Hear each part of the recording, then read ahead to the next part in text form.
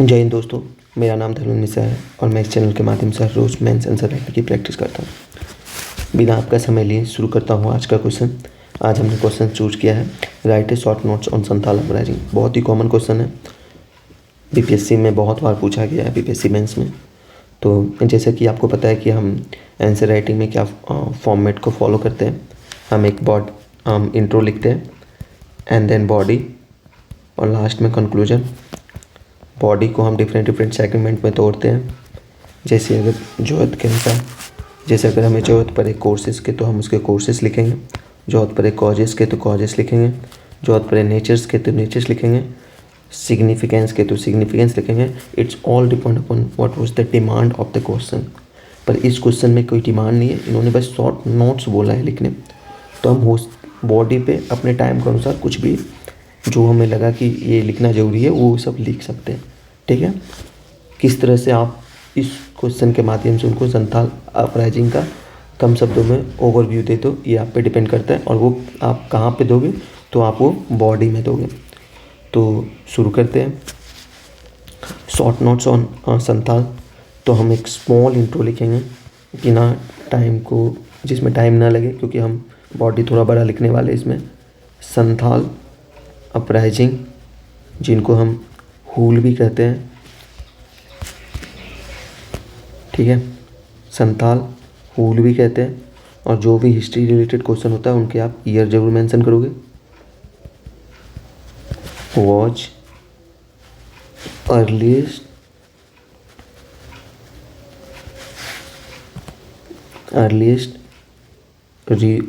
Tribal revolt.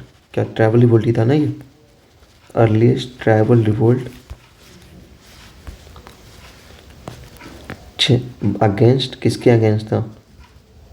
Against British rule and local exploiter. हमने बहुत ही छोटा इंट्रो लिखा क्योंकि हम बॉडी में सब कुछ अच्छे से मेंशन करने वाले हैं। तो बॉडीज़ को आपको लिखना है, तो बॉडी को डिफरेंट सेगमेंट में बांटना है।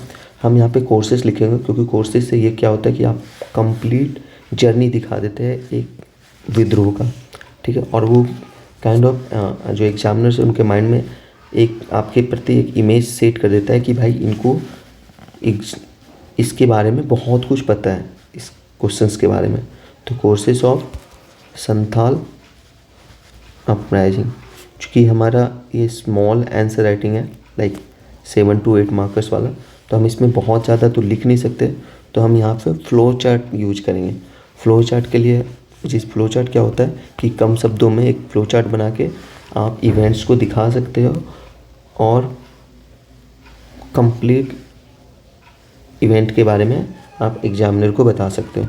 तो सबसे पहले क्या हुआ था? प्रोक्लेमेशन ऑफ रिवोल्ट, हिंदी में उद्घोष हुआ था। किनके द्वारा हुआ था? ये 1855 में हुआ था। किनके द्वारा? बाय मुर्मू ब्रदर्स ना। मुर्मू ब्रदर्स आपको पता है, सिद्धू कान्हू। सबसे पहले ये इवेंट हुआ था। आप इसको एक बॉक्स में डाल दो। फिर उसके बाद क्या हुआ था? ये जब प्रोक्लेमेशन किया था, उद्घोषणा किए थे, इनको लीडर मान के, इन दोनों को लीडर मान के मास मोबिलाइजेशन हो गया। तो भीड़ इकट्ठा हो गई। भीड़ का गुस्सा था किनके खिलाफ था? मनी लैंडर्स के खिलाफ। तो उन्होंने अटैक किया, attack on money landers and zamindars. और मनी लैंडर्स और जमींदार्स प्रोटेक्टेड थे। को प्रोटेक्ट कौन कर रहा था? उनके पीछे में हाथ किनका था? तो ब्रिटिशर्स का था। तो ब्रिटिशर्स ने क्या किया? काउंटर एक्शन किया बाय ब्रिटिशर्स। फिर ब्रिटिशर्स ने काउंटर एक्शन किया। इससे क्या हुआ कि जो लीडर्स थे उनकी मृत्यु हो गई, डेथ ऑफ लीडर्स। जब डेथ ऑफ लीडर्स चले जाते हैं किसी में तो काइंड ऑफ सप्रेशन स्टार्ट हो जाता है, सप्रेशन ऑफ रिबेलियन। ये काइंड ऑफ एक हमने कोर्सेज बता दिया, फ्लो चार्ट के माध्यम से पूरा इवेंट्स दिखा दिया कि क्या क्या हुआ। इससे एग्जामिनर के दिमाग में आपके बारे में ये इमेज बन गया कि इनको पूरा का पूरा संथाल अपराइजिंग के बारे में पता है। ठीक है, एरो दिखा के हमने इवेंट्स को का पूरा जर्नी बता दिया। दूसरा सबसे इम्पोर्टेंट पार्ट बॉडी का हम क्या दिखाएंगे, कॉजेस दिखाएंगे, कॉजेस ऑफ संथाल अपराइजिंग। इसको भी आप यहाँ पे हमारे पास जगह नहीं है तो आप इसको नहीं यहाँ पे ही लिखो। फर्स्ट कॉजेस क्या था, इकोनॉमिक एक्सप्लॉयटेशन होता था। ये इकोनॉमिक एक्सप्लॉयटेशन हर एक विद्रोह में काम आएगा जो कि ब्रिटिश के टाइम हुआ था। ठीक है, एक्सप्लॉयटेशन बाय किनके द्वारा सबसे ज़्यादा इकोनॉमिक एक्सप्लॉयटेशन हुआ करता था उस समय, मनी लैंडर्स एंड जमींदार। कैसे होता था, थ्रू लोन्स। उनको लोन्स दे दिया जाता था जो कि कभी ख़त्म ही नहीं होता था भाई। And unfair land practice. Okay, दूसरा कॉजेस क्या था, लॉस ऑफ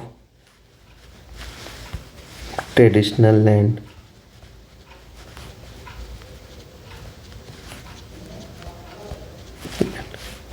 देखो, संथाल लोग का एक लैंड हुआ करता था जिन्हों वो दामिनी कुहो कहते थे। उस लैंड्स को फॉरेस्ट राइट जब आया तो उसके थ्रू वो लैंड्स उनके हाथों से जाने लगा, तो ये भी एक वन ऑफ द रीज़न था।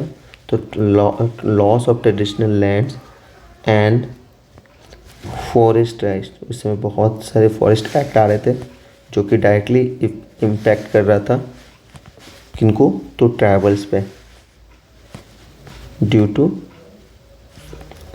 Colonial policies. ओके, तीसरा आप एक रिलीजियस रीजन दे दो। रिलीजियस रीजन में मिशनरी रिलीजियस कॉजेस, मिशनरीज। आपको पता होगा 1813 में एक्ट में मिशनरीज को अलाउ कर दिया गया था धर्म का प्रचार करने के लिए। Missionaries tried to interrupt in Santhal traditional belief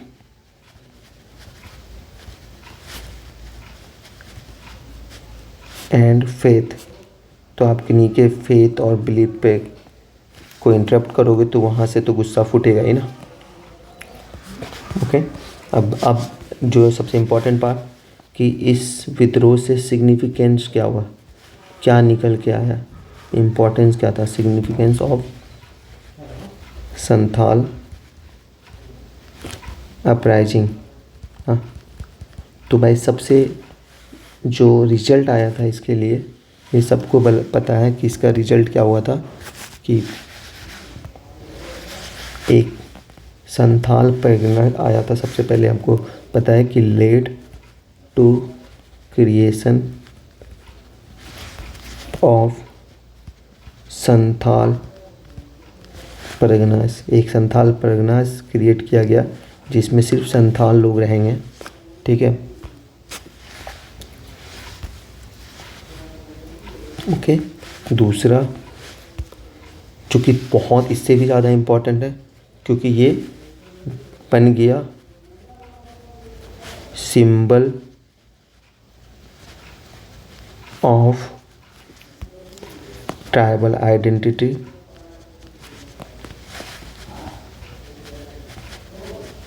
identity, unity and resistance. कैसे?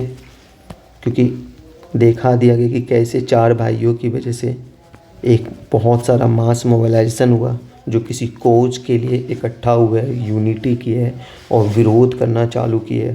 ठीक है, तो एक ट्राइबल आइडेंटिटी क्रिएट किया गया उसमें। दूसरा, इसमें हम और लिख सकते हैं, जैसे highlighted the failure of British policy, British land policies. Failure था तभी तो इतना अगेंस्ट रिवोल्ट हुआ ना, तो एक हाईलाइटेड किया इस रिवोल्ट्स की वजह से।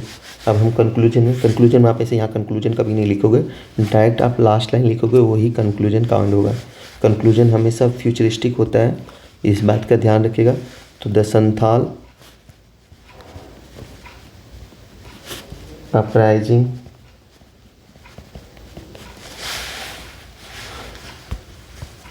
was a powerful expression towards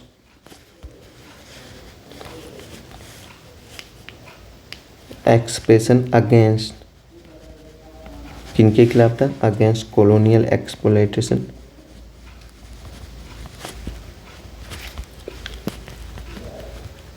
तो ये ओवरव्यू दे दिए। अब फ्यूचरिस्टिक बताना है, and inspire further tribal revolts, okay, such as further revolts। इसके बाद का जो भी रिवोल्ट हुआ था, जैसे बिरसा मुंडा रिवोल्ट, ओके, वो लिख दिया। अभी देखो, ये रहा हमारा एक शॉर्ट आंसर, जबकि मैंने इसमें सब कुछ लिख दिया। आप इससे के थ्रू आप लॉन्ग आंसर भी लिख सकते हो, जो बीपीएससी मेंस में आता है। बाकी इस आप देख सकते हो, मैंने एक इंट्रो में बेसिक सा इंट्रो दिया, कोजेज ऑफ संथाल अपराइजिंग में पूरा इवेंट्स बता दिया, जिससे एग्जामिनर को पता चले कि हमें इस रिवोल्ट्स के बारे में अच्छे तरीक़े से मालूम है। फिर कॉजेज ऑफ संथाल, सॉरी मैंने यहाँ कॉजेज पढ़ दिया था, ये कोर्सेस है। फिर कॉजेज ऑफ संथाल अपराइजिंग में इकोनॉमिक एक्सप्लॉयटेशन लिखा, लॉस ऑफ ट्रेडिशनल लैंड्स के बारे में लिखा, और एक रिलीजियस कॉजेज़ के बारे में लिखा। सिग्निफिकेंस बताना ज़रूरी है। तो क्या इसका सिग्निफिकेंस था? एक संथाल परगना क्रिएट हुआ, ट्राइबल आइडेंटिटी इससे बना, और लास्ट में ब्रिटिश लैंड के हाईलाइट किया गया फेलियर था, और लास्ट में एक हमने अच्छे से कंक्लूजन लिख दिया।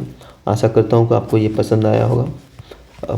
बने रहिए, कोशिश करूँगा मैं हर रोज़ वीडियो लाऊँ, एक मेंस आंसर राइटिंग का फुल फ्लेज वीडियो लेके आऊँ, हर रोज़ रहेगा, जो कि ना कि बीपीएससी मेंस आंसर राइटिंग में काम आएगा, ये यूपीएससी मेंस आंसर राइटिंग में भी काम आएगा।